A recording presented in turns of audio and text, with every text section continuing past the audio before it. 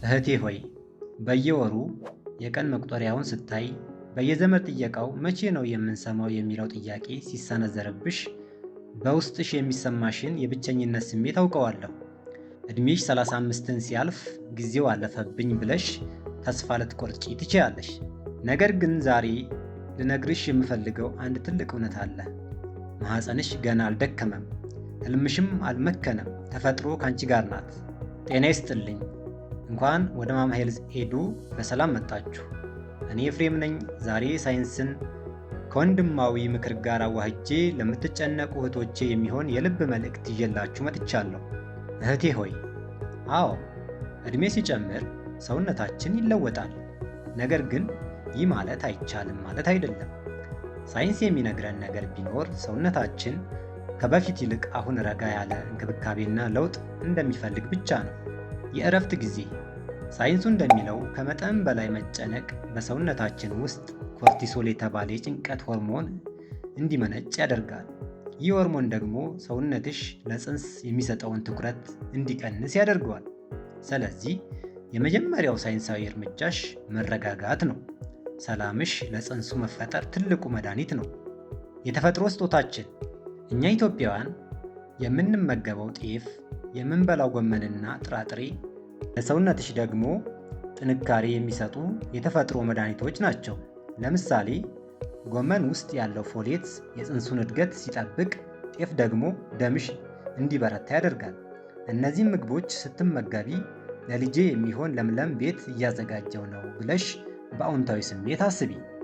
እህቴ ሆይ፣ አንድ ገበሬ ምርጥ ዘር ስላለው ብቻ ዘሩን በደረቀ መሬት ላይ አይዘራም። መጀመሪያ መሬቱን ይቆፍራል፣ አረሙን ያርማል፣ መሬቱ የዝናብ ውሃ እንዲጠጣ ያደርጋል። አንቺም ለልጅሽ የምትሆኚው መሬት ነሽ።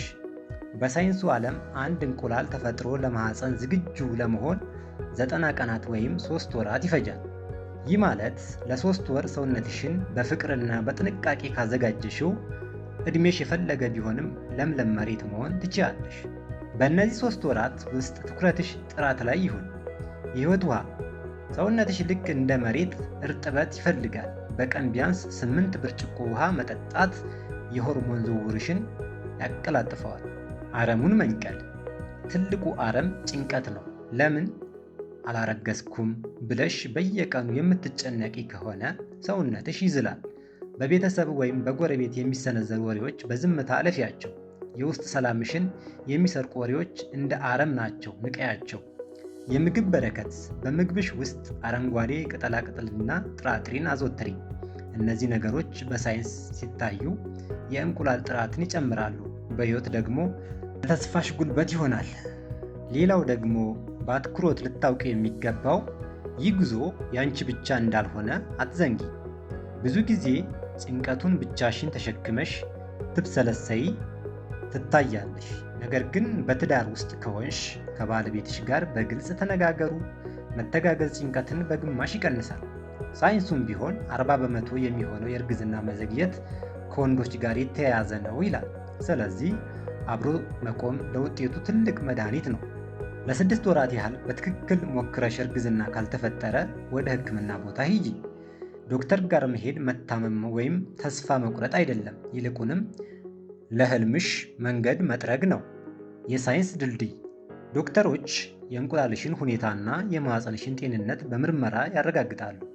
ሳይንስና ጸሎት፣ ጥራትና ትዕግስት ተደጋግፈው የማይቻል የሚመስለውን ይቻላል ያደርጋሉ። ዶክተሮች የሚሰጡሽ ምክርና መድኃኒት ሰውነትሽ ተፈጥሯዊ ሥራውን እንዲሠራ የመጨረሻውን ግፊት ይሰጡታል። እህቴ ሆይ፣ ጭንቀትን አውርጂው፣ ተስፋሽን አድሺ። ማኅፀንሽ የሕይወት ምንጭ ነው። በሰላም በጤናማ አመጋገብ እና በሕክምና እገዛ ያሰብሽው ይሳካል። ይህ ማማ ሄልዝ ኤዱ ነው። ይህ ቪዲዮ ለተጨነቀች አንዲት እህታችን መጽናኛ እንዲሆን ሼር አድርጉላት። የቻናሉ ቤተሰብ ካልሆናችሁ ቻናሉን ሰብስክራይብ በማድረግ አጋርነታችሁን አሳዩ። ቪዲዮ ከተመቻችሁ ደግሞ ላይክ በማድረግ ፍቅራችሁን ግለጹልን። በቀጣይ ቪዲዮ እስከምንገናኝ በቸር ቆዩ። ቻው።